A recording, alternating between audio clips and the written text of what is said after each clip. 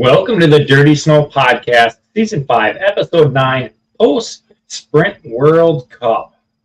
Norm, what a weekend with evolution of live streaming. Yeah, it was a good weekend here in Wausau, our hometown. Got a lot of things done. I had a lot of different roles of the weekend. It was a lot of fun. Racing was good, safe, great weather. Couldn't ask for a better weekend. What were some of the roles on the weekend you played?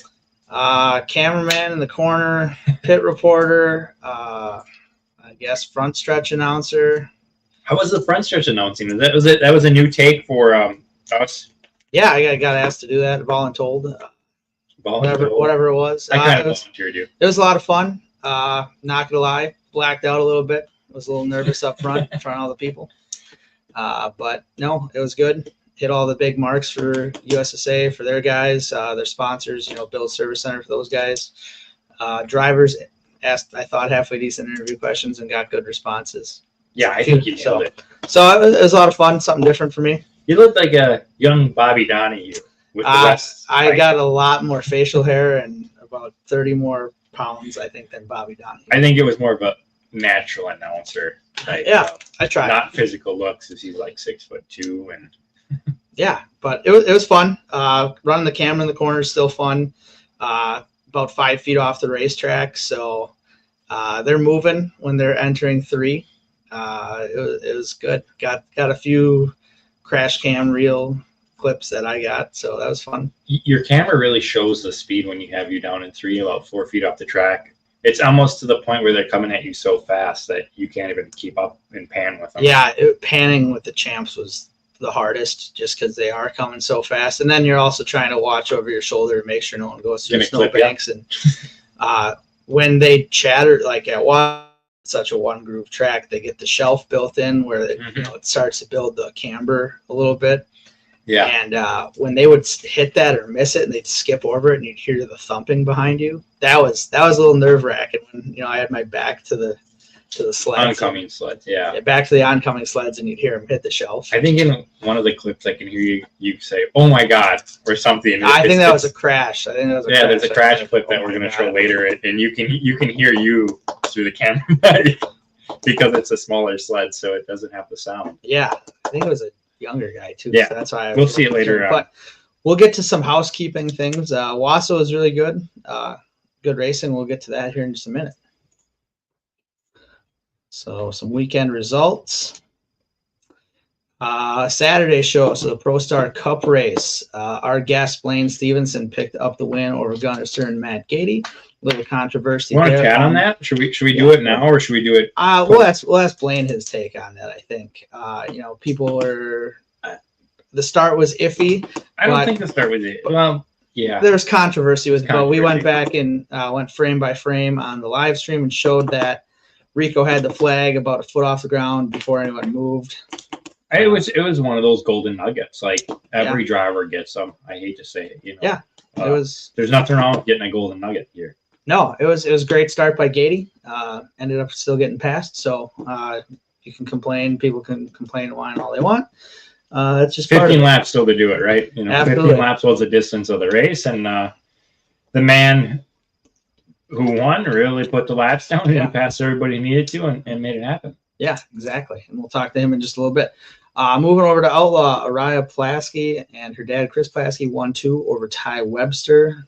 They're a good number of Outlaws at Wausau this weekend. We had a good image of them with the drone this weekend, I think. It really showed the Outlaws in a different way. Yeah, it was a lot of fun watching the drone shots. You got to see sleds twitch. You can see it with your blind eye, but aerial view of like when they get back to the gas or when the front end unloads, how they twitch a little bit. They stack up a lot more noticeable on an aerial view. We'll see some shots of that. We have some dedicated aerial view on a clip here. Yeah. F500 Sport, Dane Klanger over Colton Abraham and Connor Ballman. A little controversy on that too. What is the sport class and how do they determine who is in that is probably a topic of discussion for the powers that be to have. Yeah, drop something in the comments if you think sport class needs some restrictions. Or we got to have a resume for the pro drivers and they're not allowed to drop down to sport. And have to get license cards and then little punches on them. You know, Yeah. you have been enough 500 driver, you get your punch. Yeah, you know, that's a tough one.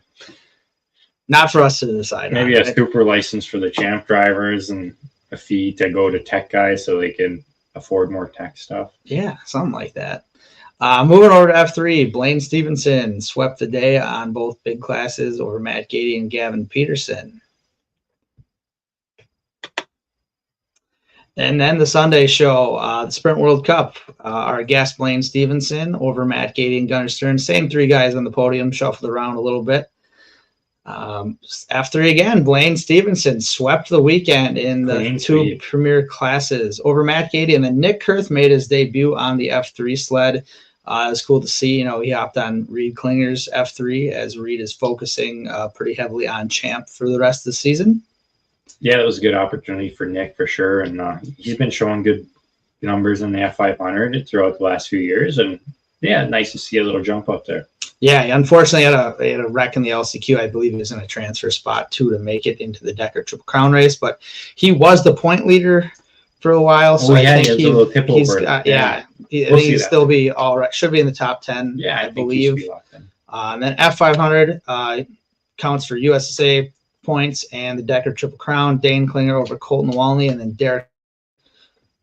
Yeah, Dane's making up some points. He missed round 1, so he was out of the top 10 going into this weekend. We'll see where he shuffles out. I haven't seen the points. Coming from the LCQ, too. Mm-hmm. Yeah, they had a bad heat race. Back row, you know, start in the final. Or no, you had front row because you won it. Front row, yep. Yeah, and then Colton and Kendra came out of the LCQ. Yes. To the back row. And he had, there were some trailing arm issues by a lot of teams at Wassa. It got a little rough.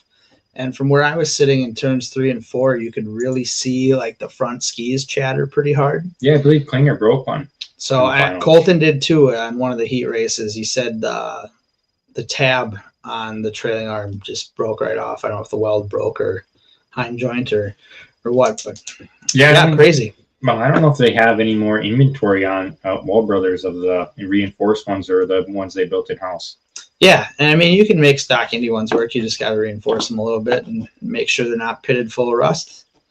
Yeah, that's true. Pitted full of rust or from the inside, right? Yeah.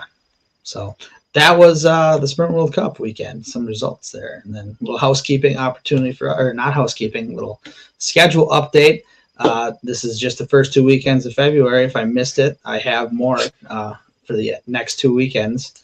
But USSA Pro Star Cup goes to the Bonashare Cup in Eganville, Ontario for this weekend. You can watch it on their live stream, USSAProstar.tv. PVR is in Wassa here at the 525 or Sprint World Cup track. With the Decker Triple Crown. With the Decker Triple Crown, yes, for that 500s this Saturday. CMPR is in Butterfield, Minnesota. And then the following weekend, you'll have the Grand Prix of Valcourt. Snowcross will be there. USSA will be there for the champ guys. And they catch that all on flow. Yep. And then PVR will be at the Outagamie Conservation Club February 8th. And CMPR will be in Strathcona same day. That's a big weekend up there, Strathcona with CMPR. It's always a fun one to go to. Yeah. Busy weekend. This last weekend was real busy. Dorchester was going on. OCC had a club race. So lots of stuff going on. Yeah, a lot of the F5s went to Dorchester on Saturday and won some money over there with a great payout. And then Sunday got the opportunity to go race for the Decker Triple Crown. So F500 guys are getting some good events to attend. Yeah, that's good to see. Good class, fun class, even class. A lot of entries. So good stuff there. And then, of course, we got to thank our friends over at Woody's Traction Products. They put the action in traction. And the fine folks at USSA Pro Star Series for helping us out. Rick over at Papa Seasoning. The fine folks at Emperor One CBD Products. and PJR Home Services. And that should be it for the housekeeping. I did forget one big race for the schedule. It is the weekend of the Sioux, not the I-500, the Sioux 500 up in Sault Ste. Marie, Michigan. Be 500 miles on a 1 mile track, 500 laps. So big weekend up there. Yeah, I think the Sioux is going to be awesome. I'm getting the opportunity for the first time a weekend, not being at Eganville or something lapping, where I'm going to make a trip over to the Sioux. So if you're headed there, throw it in the comments. Hopefully we can catch you walking around the stands or possibly in the pits or the hill. I can't wait. The opportunity with the casino and the way they go about it with Pageant Day Friday and all the guys doing the big drivers meeting and the meet and greet and the media there. Awesome event. I've had a good opportunity to talk to the spokesperson of the Sioux, and he's going to have a great weekend planned out for me. Yeah, that should be fun. I got to take care of some family things at home, so I will try to make it out to Wausau on Saturday. Can't guarantee that I will, but have fun at the Sioux. So without further ado, I think we bring on our big guest. He had a big weekend winning four classes. Between Saturday and Sunday. So welcome to the show, Mr. Blaine Stephenson. Hey, guys. Hey, Blaine. Thanks for joining us tonight. Appreciate it. Yeah, happy to be here. Yeah. So, nothing big went on for you this last weekend or anything. But I guess tell us a little bit about it. You guys unloaded real fast Saturday and capped it off with a win. You had to drive through some traffic to get up to the front, but you had 15 laps to do it. Tell us about it. Yeah. Obviously, once we get past Eagle River, our attention turns fully to the champ. And, we've never really had a lot of success at Wausau. I keep saying that every year, but every year it seems like we continue to do better and better there. So,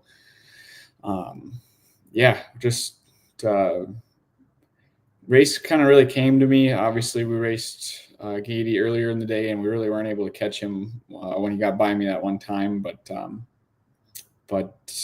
Just kind of got in a groove on Saturday and was able to run him down and just found one spot where I got a better drive off the 4 and was able to get alongside and pass him. So, crazy weekend, winning both classes, both days.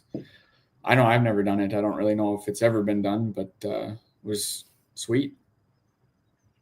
Yeah, absolutely. And you said you've said that Wausau is a more difficult track for you. Can you elaborate on why that is?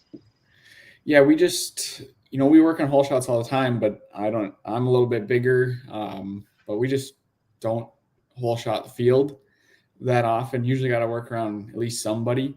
In Ironwood we had a good start. Can't remember in Beausejour. I think we had to pass the lead there too, but and then like Eagle River we started like 9th. Like it's never really a thing for us to hole shot the field and then drive away from the pack. Usually if we do get that, we're really fast, but if passing points were a thing, we'd have a lot of them. Yeah, you would have that at the Oiler down, and if you race sprints, you get passing points as you go through the field. That's an interesting. You'd make a lot for sure. You do more passing than most guys, and that's a strong suit. A lot of guys struggle with the passing and getting in the snow dust. You do show your colors there. Right, and so like Wausau being such a kind of a run the bottom as fast as you can. It's tough to pass you once you're there. It's kind of the Achilles heel for us when we went to Wausau was we weren't ever far enough up in the field to get to the leaders. Yeah, absolutely. It does get harder. I mean, like your situation, you're more of a corner rhythm guy, and Wausau's not a long track, but a corner, and you're always turning. Got a long straightaway to rest. Yes, a hole shot's very important there, but I'm a believer in you get one hole shot and you have 15 laps to 4 corners. That's 60 corners. If you can't make it work in 60 corners, then that's where you got to go back and really dial in your hole shots. Yep. I will say, like, the changes that we made, kind of starting around Sprint World Cup when they moved the track in, as far as like the bales on the outside, they kind of brought the perimeter in. That made a big change. Like ever since then, we've seen a lot more passing. Guys can't just, get up off the corner and grab a handful of throttle and pull away from you. So it's a lot. It got a lot more technical after that, and it's crazy. It was just one small change. They just took the trial of a lot of the front stretch and it became a lot racier, in my opinion. Yeah, I'd agree. I mean, you'd see people always drift up to the bales to really get a good arc going into one. Mm-hmm. In the champ class, yeah, it makes a difference. I think in the other classes, it always scrub speed. It seemed like, it's, you don't need to arc it in F500 that far. Just go in a straight line. You're losing time floating up to the bales. But I think you see that change when you tighten that exit of the corner up. It really makes you fight it. You stare at the bales and you come up on them. You just can't grab it like you said. You tighten that exit up and it makes guys think a little. And it's all about getting off the bottom of the corner. Is your sled rotating where you don't have that forgiveness to just let it float? Yep. I do like Brock's comment. Progressive banking there would make that place a riot. Oh yeah, we've talked about that. Yeah. Like 10 more degrees of banking in the upper group up to the top of the wall. Yeah, it would be great. Yep. You'd have 3-wide racing and be insane. It'd be so fun. It'd be kind of like a fishbowl, like 141 used to be. 141 or even Alexandria with short straightaways. Yeah. Mm-hmm. It'd be wicked cool kind of bull ring racing. Luxembourg. Yeah. That was another one, yeah. Yeah. So like how Wassa gets the shelf built in on the bottom groove where you start to get a little bit of cup shaped shelf, reverse camber, whatever you want to call it. How do you attack that? Are you a guy that rides right on the line, or are you trying to stay like a step above that, or like tuck one ski? Right. So yeah, usually when you get that berm, you go to a track like Wassa or Beaujeu is really important. Hooking that little bit of banking that gives you can just change the corner dramatically. So, but it can be pretty unforgiving as far as like it's usually pretty rough and all that. So I'm naturally going to kind of run through that. And I like a really positive front end, real aggressive front end. And so when I want it to turn, it'll turn.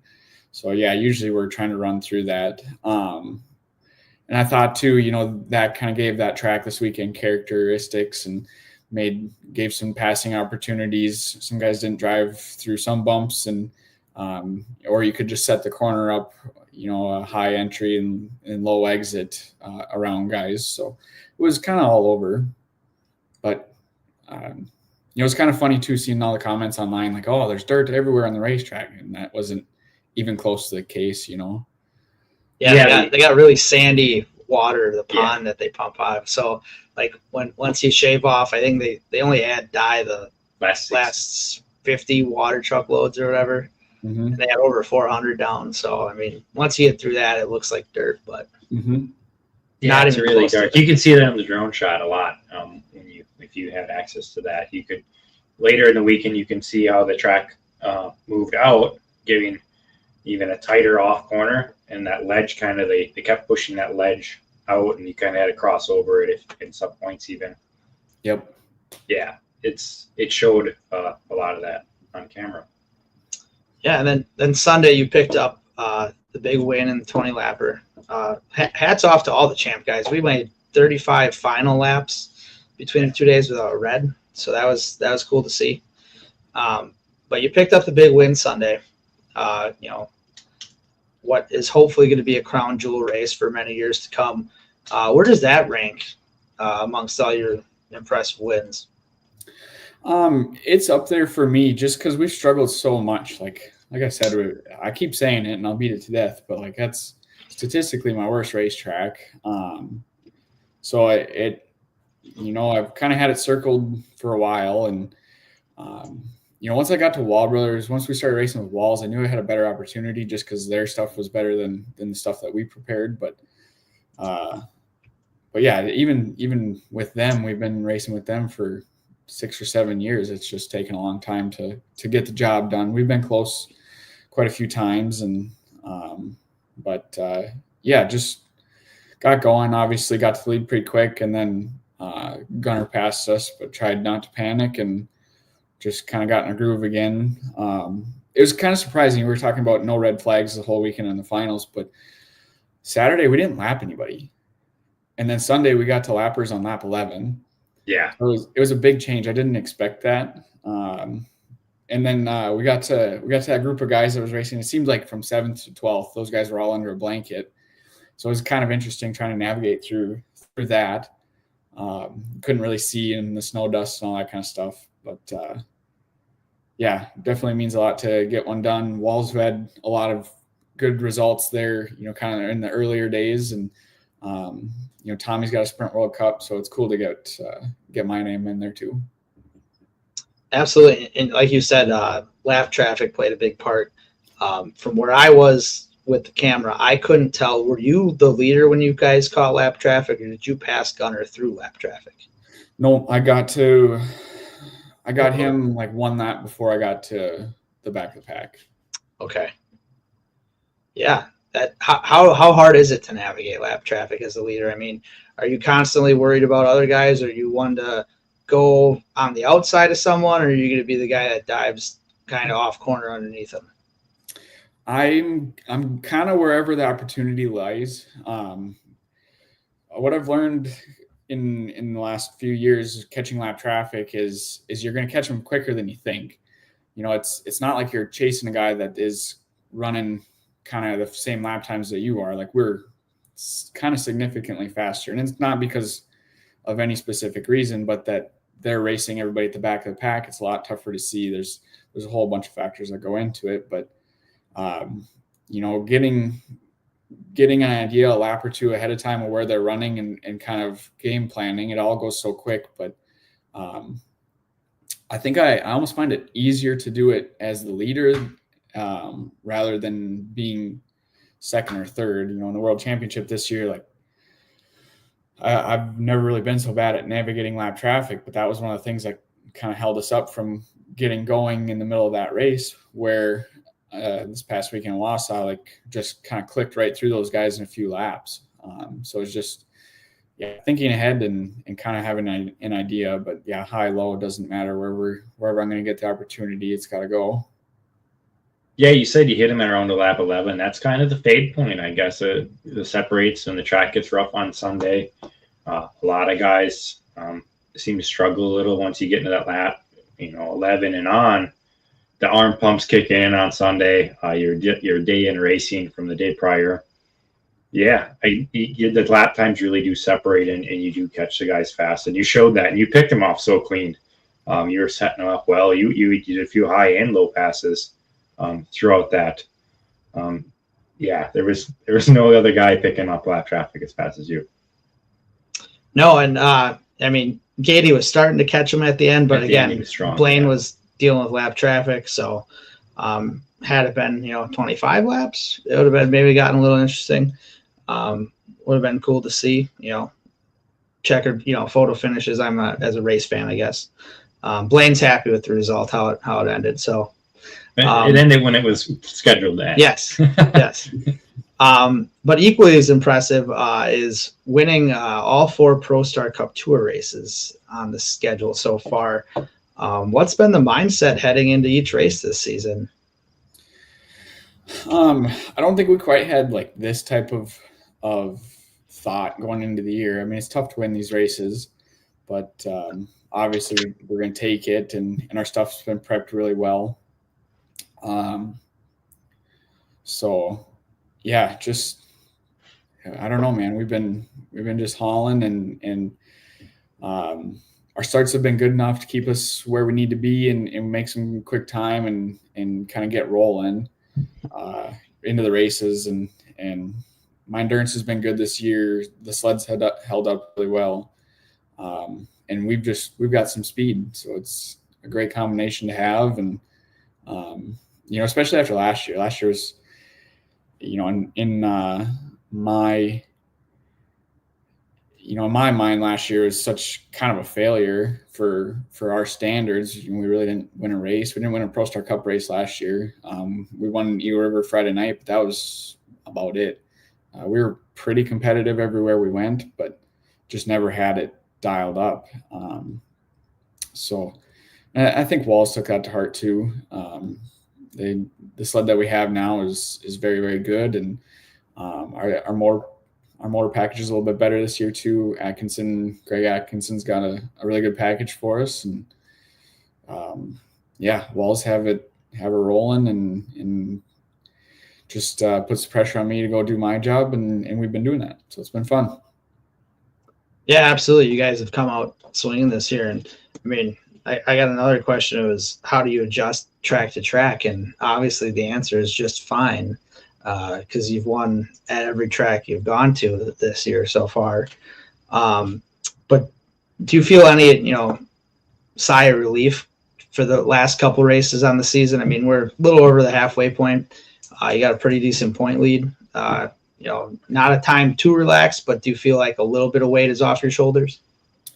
Not yet. 9 tour races, 4 down, so we're not quite halfway, but so my math is wrong. gotta keep the pedal in the middle. We're going to 2 tracks I really like, and we've had success at both. So Eganville and Valcourt should be pretty close to the wheelhouse for us, and just kind of see how those play out. And it'd be great to grab a couple more wins, but we'll take what we can get and move on. Yeah, I feel you guys got a package put together this year that's really putting well. There's like the players' power plants showing. It seems that a lot of the other players aren't at that, but you guys found something, and it's some secret sauce for sure, I bet, coming out of the wall camp. Yep, it's good.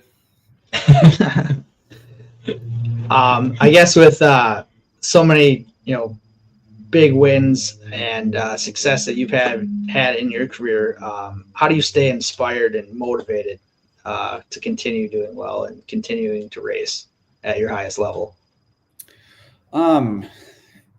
It's kind of comes up to that question kind of every year, but it's just, I really love to do this. I love racing snowmobiles. We were talking the other day about kind of the COVID years. 2020 we got through the whole year before any of that stuff hit, right? So 2021 was more of our COVID year.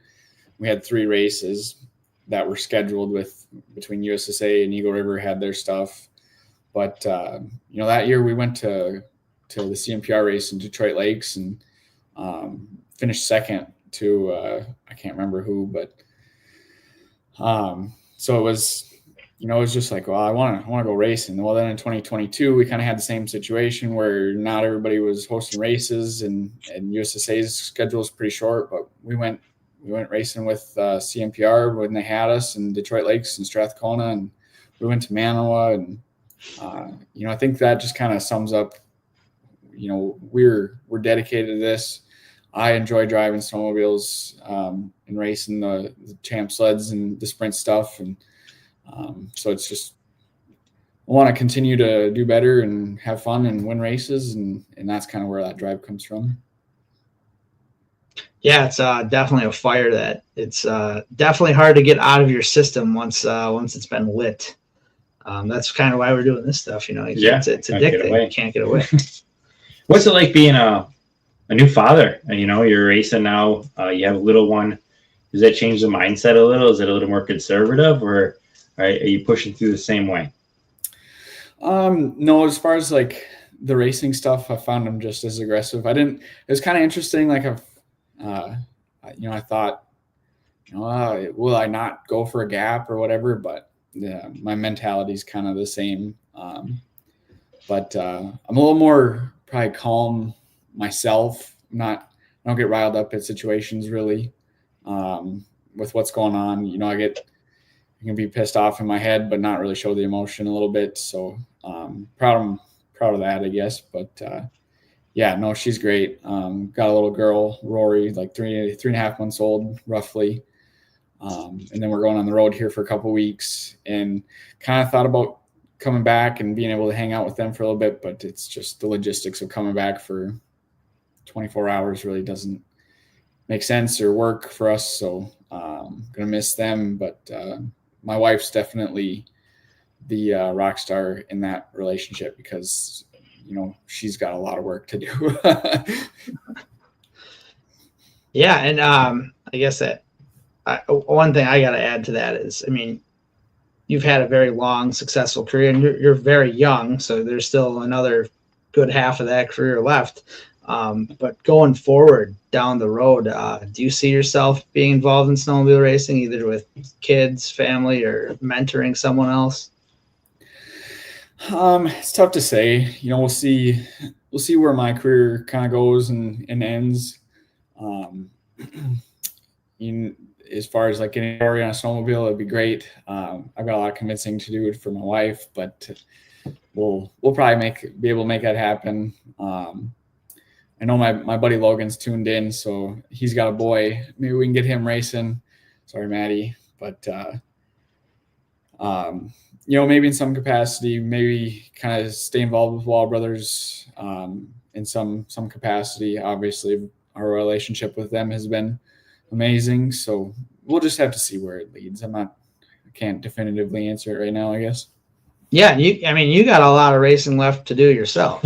So yeah, he's got 2 Drive for Fives, the Drive for the 5th Pro Star Cup Tour win coming up. Yeah. And then obviously the record-breaking WC. So yeah, that's a lot of driving left for you. Mm-hmm. What else you got for him, Brandon? I got a few more, but I'll let you jump. My prepping was a little short this. Yeah, I know you came flying in at about 7:02. I had everything set up for you, but let's see. I guess we're going into Valcour. You're walking into Skidoo's territory. Is that a big one you want to take down? Winning at Valcour is like Eagle River to the Canadians. Is that a big one on the list? Absolutely, every year. I've always thought it was cool. Obviously, pretty loyal Polaris guy, but I've always wanted to go up there and and show them, that we're the better brand, the better snowmobile. But the times that we've gone up there and the fans they're pretty loyal, but when we're outside after the finals and stuff and signing autographs and the people want to just come by and say hi and hang out, it's a lot of fun. So I love going there. That is packed up.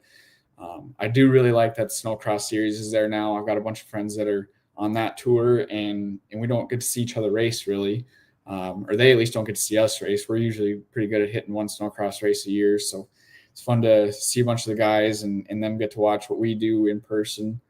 And then Valcourt's a big race. Valcourt's a crown jewel. Wall Brothers have won there a ton, so we want to continue to bring that trophy home. We've got one there, had a really good shot at another one, but blew a belt with like 3 laps to go. So continue, and the track's awesome. Like, I love racing there. It's got so much character, and there's opportunity to pass and last year was so warm where kind of the bottom just became the groove. So if we get some colder weather and can actually race and pass on the top and all that kind of stuff. So it'd be great if we got a big crowd. I know the tour is following over there, so hopefully we get a few of the champ guys that are out west to come out east with us and do some racing. It's awesome. I continue to say it because I believe it's the best snowmobile race to attend. Because there's so much going on, and the atmosphere is amazing. The fans out there are amazing, and they do a pretty good job putting on a race. So with going into this East Tour swing, you're joined by a new teammate, Tanner Foss, taking over for Tommy, healing up with his wrist. How's that dynamic? Have you worked with Tanner at Strathcona testing and had a relationship with him prior? Or is this something that's going to be a little different, and how much notes and conversations are you going to trade? Yeah, for sure.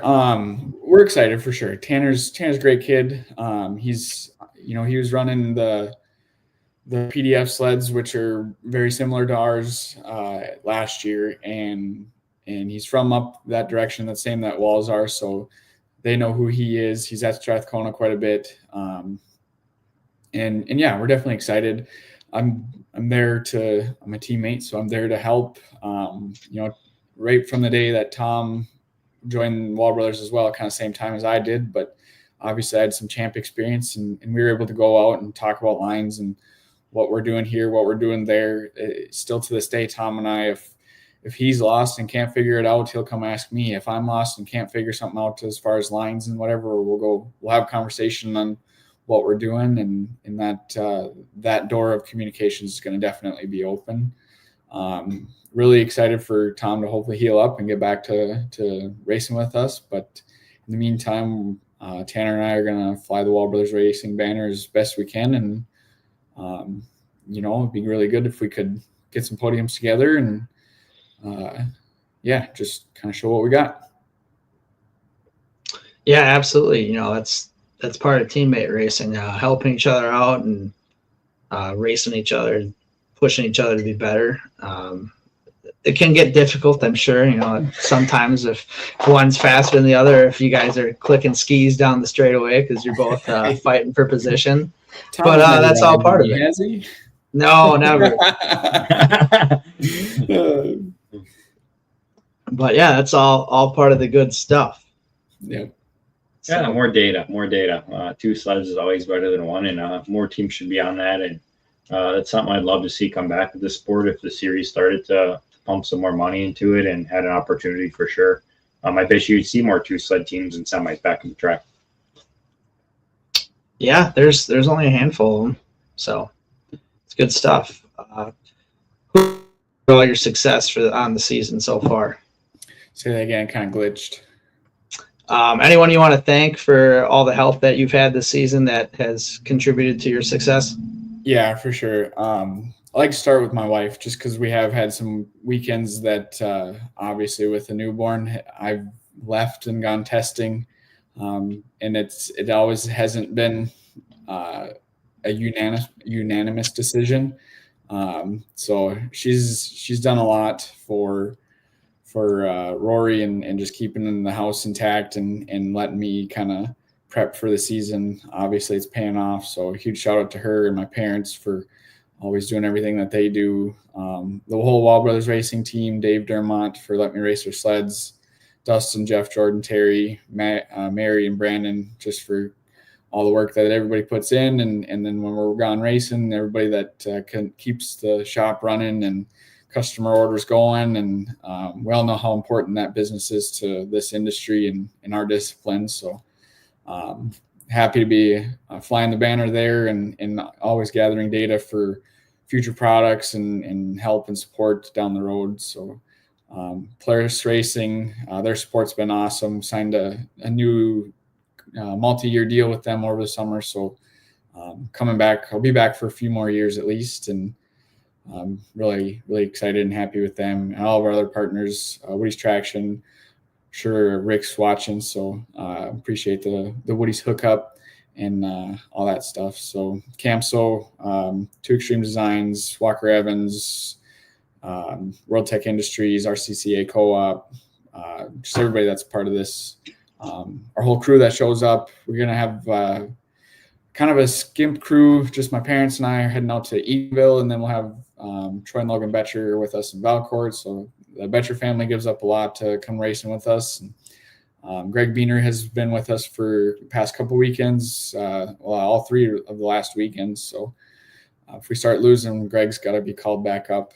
And then Kenny was helping us out. I can't remember Ken's last name for whatever reason, but Ken was helping us out in Wausau with the Walls absent and us kind of missing some guys. But just appreciate everybody that helps us out. And can't be, this year's been just amazing. We just one little hiccup in the World Championship, but everything else has been so awesome. So really, really thankful and grateful for everybody and the opportunity that I've been given. Yeah, you've been on a tear this season. Alex from Enjoy the Game Photography asked, he's like, any big difference, from last year to this year, other than, you touched on, you got, a little bit better equipment, just fine tuning stuff, anything driver related, anything you've changed in your routine?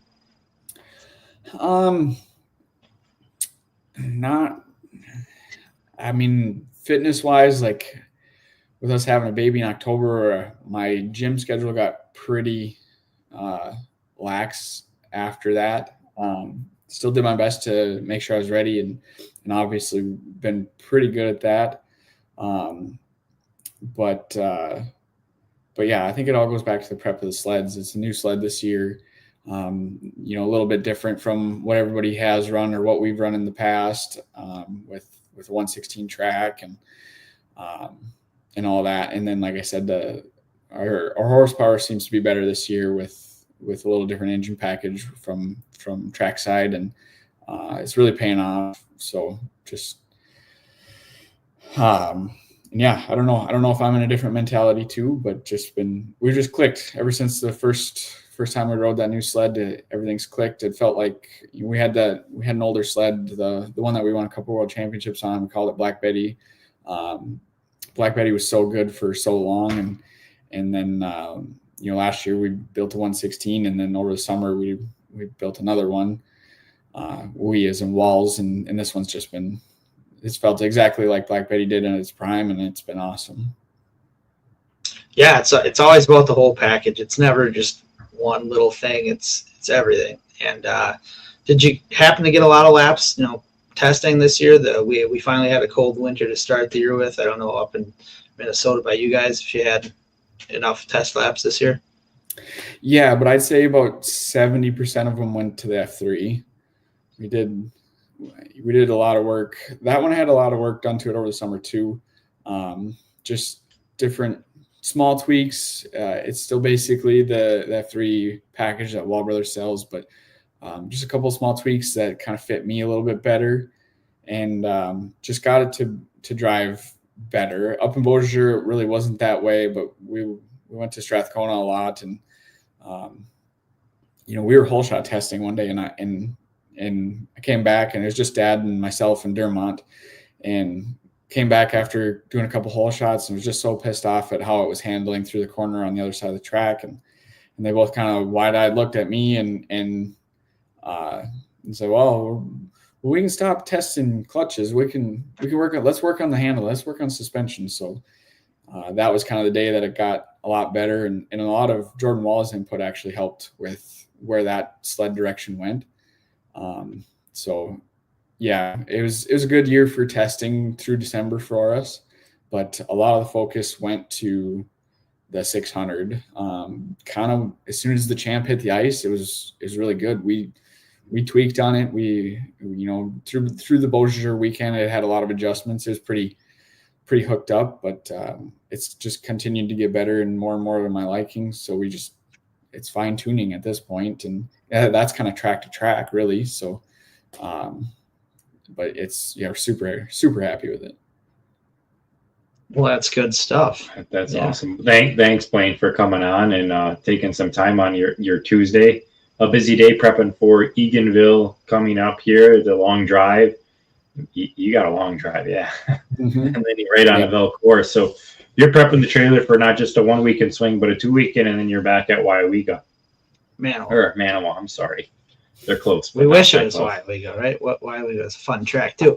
But yeah, thanks again, Blaine, for being here, and wishing you luck the rest of the season. Yeah, thanks, guys. Thanks for everything you do. I do want to give a shout out to Norm. I thought you did a great job on the front stretch. Can't wait for that to be an every weekend thing. So look forward to it. Thank you. I appreciate it. I told you on the front stretch, I'm just the guy that gave the microphone to. So, and I did black out a little bit. Don't ask me if I could ask the same thing I asked you then. But it was fun. It was good. So, yeah. Thanks for chatting with us. And yeah, good luck going forward. All right. Sounds good. Thanks, guys. So that is Blaine Stephenson, 4-time world champion, 4 wins on the Pro Star Cup Tour this year already. So very impressive. He's done quite the career, and he's young yet. Blaine's kind of around that same age as, He's a couple years younger than us. He is. Yeah. Which is. So well, we started late. Yeah. We were late bloomers to snowmobile racing. Yeah. So back to Wassa though, it was a lot of fun to do that kind of stuff. Tom Wagner's saying hello. Thanks to Thomas. He was always really reassuring during pub breaks when I'd go talk to him on stuff. He did and- make some good shout outs for And us. Mrs. for sure. Wagner did say, it's going to get big. Just wait. It's going to get big is what she said. I don't know. I think she meant the podcast or something, but she said, just remember when it does get big, I told you so. I heard that multiple times from her this weekend. So. Maybe a TV show one day. Maybe a TV Yeah. show. And it was both their birthdays. It was Blaine's. I didn't even talk about that. That was a really good We birthday. forgot to present. slip up the birthday. Yeah, for Blaine, and then Tom's birthday too. But yeah, talk of the town was the drone shot at Wausau. That was a lot of fun. Thanks to the guys that helped with that. Yeah, we have a little Nate and fun AJ. reel. Yeah, a little fun reel from some of the clips everyone got for the weekend.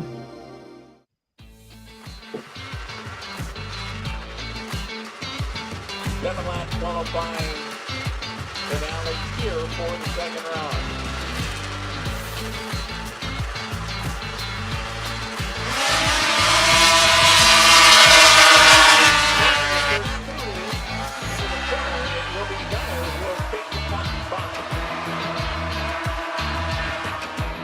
Tightly bunched early on through the corner, down low, Gunner's stern will lead lap one.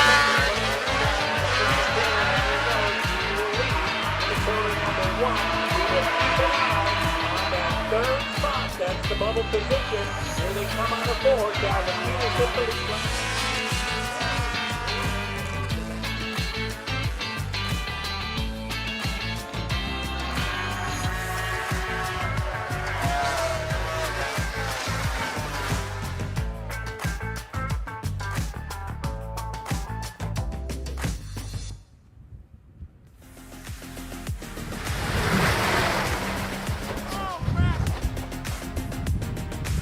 Marcus Hamlin into the lead. Trouble in the corner and one out of sight.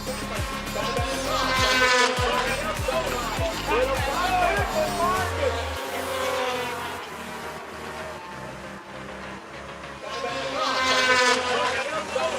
Little fire for Marcus. Restarted from the last restart.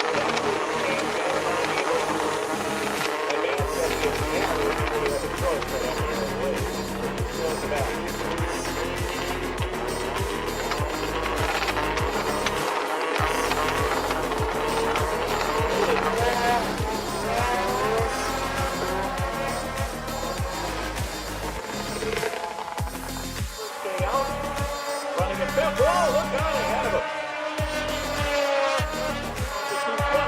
Running the second spot. That almost had to make it to the 3-1.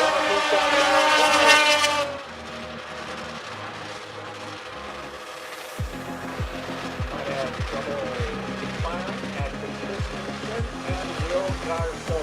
All in the hunt for the Sprint World Cup presented by Bill's Service Center.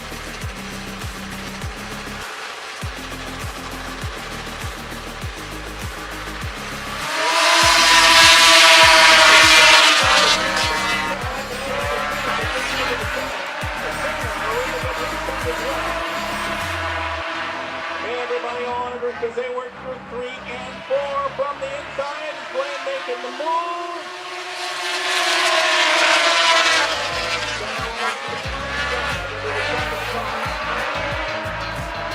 Fast left up front. 620 to 102. Lap number 2 in the books. Gunner looks to the inside. 35 straight laps by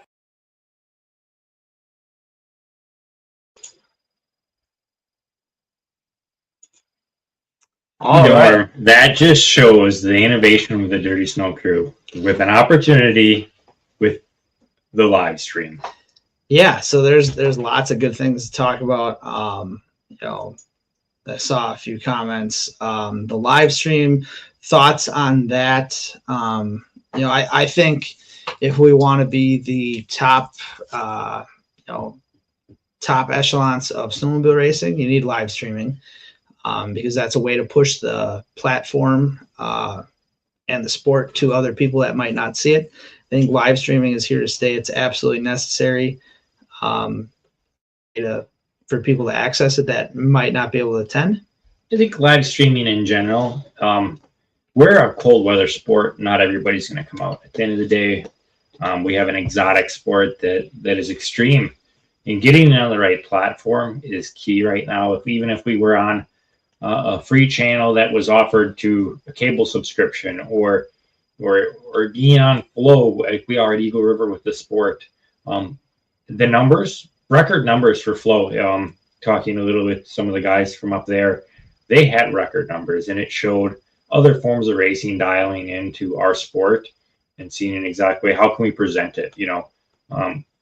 That's the next step. We need to present this sport as crown jewel, and that's what's going to make this sport grow. If you can have higher viewerships online, you're going to have higher viewerships of people traveling the distance to come watch it in person, because there's nothing like two-stroke pipes. Yeah, I agree. It might take away a small amount of attendance, but I don't think it's noticeable in the bottom dollar. I'm not a promoter, so I can't on that. I think it's, like you said, it's got to be there. It's here to stay. Our average age right now of attendees at an event is very high. We're going to see that number drop at this current rate because we don't have the youth attacking the sport like we need to. It needs to have more pump. It needs to be spectacular. It has to have high energy, and I think we're missing that. I think we shine too much light on the racer program, and we need to focus on these people to fill these stands. Yeah, and part of that comes down to I've had discussions with a few people like, we're doing an event, give away 100 tickets to the radio station. Oh, we can't give away 100 tickets. That's losing out on $20 a ticket. It doesn't matter. You're going to lose out on $20 a ticket if those people don't come, regardless. You're out. Yeah, you're out nothing with giving away tickets, and because half the people probably aren't going to come because it was a free ticket, so they're not invested in it. And then if you do get half the people to come, you make it up on beer and food sales because they feel they got a little more coin in their pocket. They're going to go buy some food and beer, and then you make the money on the following year when they had such a good time. You got to make the event such memorable. Whether it's the racing, fan activities, stuff going on during the plow break, anything that they want to come back year after year. So that you don't always make the money on the first year. It's the following, it's on the follow-up side. You got to make it a good enough experience to go to their buddy and go, dude, we're going to Wausau. We need to go there. We can drink beers and get away from the lights. Yeah, stuff like that. It's difficult sometimes, things that are out of our control, whether it's like this weekend, hay bale is blowing over. Yeah, that was high wind. You had a slight delay in the show, depending on how many reds you have and hay bales and how long it takes to plow. There's a lot of different factors involved. But adding, Nick Pascula just commented on it. Adding value to the events, whether it's live music, production value, fireworks, stuff like that. Yep, 100%. You nailed it. It needs to be spectacular, and just playing music. How many requests do we get for music during plow breaks? It's like easy stuff, not simple stuff. And there's no one right answer in this. And we're not criticizing anyone. We're just throwing out, hey, if we want to keep building on this, there's things we got to do. So we enjoyed doing the drone thing with AJ and those guys and Nate. It was a lot of fun. Seeing, as a race fan, I was excited when I'd come in during a plow break and Steve and Dan and the live stream guys would have it up on the computer and you could have a replay. And I'm like, oh wow. I'm like, I saw this, my corner out of, a small little camera lens, and now you're seeing it from the drone. You're like, wow, it's a totally different shot. And you could really see the sleds wiggle and, how they stack up when they all get on the brakes. Yeah, I think that was kind of fun when I got to go through all the video production from the drone on Sunday. And I watched a lot of it, hours of the video from the drone, because we recorded every single race. And I went through it and kind of seen what I liked, and then seeing what you caught on camera and seeing if I could find an overlap. And it took me a little time, but I found a few of the accidents, and I thought that was exciting enough to kind of put out. Everybody came out safe, so I wasn't worried about putting anything up that wasn't okay. Yep, absolutely. And It was fun. So like I had a headset on for the live stream guys. So Steve would call it, camera 1 is the front stretch cam, and then I was camera 2, and then Joan was camera 3. So like he'd rotated like a real production. So you were like, hey, hey, leaders are coming out of 2, going to camera 2. So I know I'd have to be ready and have that shot and then pan in when things were getting racy, and caught a few crashes. Luckily, like we said, everyone was okay. No one was shaken up or anything like that. So it was fun to show. Yeah, I think our goal going to Wassa weekend or year in and year out is bring something new. Last year was in the pits live reporting. We wish we could have more opportunity to do that. Not enough time with the bum wing. I didn't really. We didn't have enough camera setups. Actually, we ran out of receivers. If we could double the number of receivers we have floating around, and next year I got to bring a 4-wheeler because I put on like 8 miles both days running from the infield back up and trying to do stuff. So yeah, we got to do some more luxury stuff like that to make it easier on us, or put some other guys in the corners and really focus on that. But that was our target last year. This year was the target of bringing an aerial shot to the sport, something we haven't seen live. So that was really neat to give that opportunity. Yeah, what was Kurt Krieger say? Added value of replay on the monitor for spectator. Yeah, and we talked about this too. Like if you could get a jumbotron on the front stretch at a couple of these events where people can see the replay, advertising in advance, multiple platforms. But yeah, and Paul Sockwell, I heard you guys had a good day down at Dorchester. A lot of people, a lot of added money. Wish we could have been there.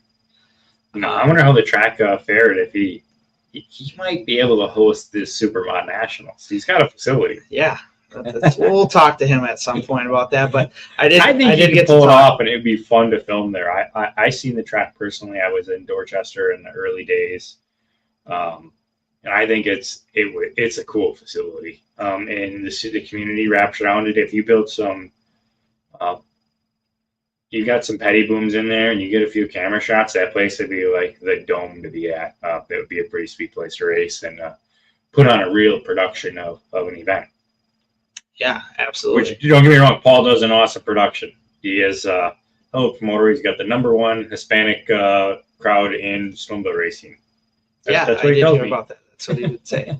But no, I talked to Tom Luce, photographer. He made his way over to Wassa on Sunday, and he said Dorchester was a really good event. I'm sure OCC and those guys did just as well. There was a lot of racing, like all within an hour of each other. It was kind of hard to keep up on all of it. Yeah, it was a busy weekend for sure. Central Wisconsin racing, and it's. The lap, we're going to have that for the coverage of that. And it gave the opportunity of different guys chasing different things to separate a little. You didn't get everybody stacking at one event, which was kind of nice. So some guys got a little extra courage with a win, possibly, or a better finish than they normally would. So that's really good to see that opportunity too. Yeah. Ryan Burton put a comment up. Drone footage not only looks great, but it's another tool for the driver as well. I thought about that earlier as well. That's a way you can see who's running what line. Oh, for sure, yeah. And if you're a person that can go back and watch film, like kind of like a football player, they'll go back and watch film. So that's exciting to see. I watched a few different people. Like, okay, yep, this race they're a little more conservative. It was a heat race, they're not pushing the bottom as hard. And then you see them in the final; they go straight to the bottom. It was interesting, watching the first 2 laps of the drone. You could kind of see the double wide, the guys how close they're getting to each other, if they're touching, if who's getting out of the throttle when you're going into say 2 after that first start. Like you can see Felipe or Danik at one point get up on someone, and then you can tell they got off throttle early on entry and they backed up. Mm-hmm. You can see that stuff to a T. It's so crisp, which was awesome to really see as we watched some of the clips back. Yeah, it was a lot of fun. PVR is at Wassa this weekend as well. I believe racing starts at 10 o'clock. We got a few things came in here. Let's see what they are. Racing is at 10 o'clock for PVR. I believe registration 7:30 to 8:30. Drivers meeting at 9:30. Racing at 10. for those that are going to PVR Wausau as well. Mark Resch says it is about location. Getting the community to rally. Yeah. And I think And it was a lot of fun. There's a good crowd. Weather was pretty favorable. It was a little windy. I did have to chase my hat as Tom threw in there. Oh yeah, that's what the hat comment. I forgot all about using the hat Yep. on I the back set the camera down and helped stack bales when the wind took out all 3 and 4 and lost the hat. Gotcha. But yeah, That's it. We got to wrap her up. We're pushing our our hour block here. so We got to thank everybody for joining in. You know, this is awesome that we get the opportunity to do this, and it's given us the opportunity to go to other tracks a long ways away. yeah, you're heading up to the Sioux this weekend. Yeah, Sioux, and then I come home for a day, and I'm on my way to Velcor as well to help with the Twin Tracker expedition up there. It's going to be an awesome weekend. The Canada swing here is fun for the tour, and I can't wait for the Sioux, and Velcor is my favorite place ever to go to a race, and the fans there are the most extreme. I wish I had fans like Velcor had across the country everywhere. Yeah, and other big races this weekend is Eganville at the Bonus Share Cup for USSA Pro Star heads there, and then PVR is at Wausau.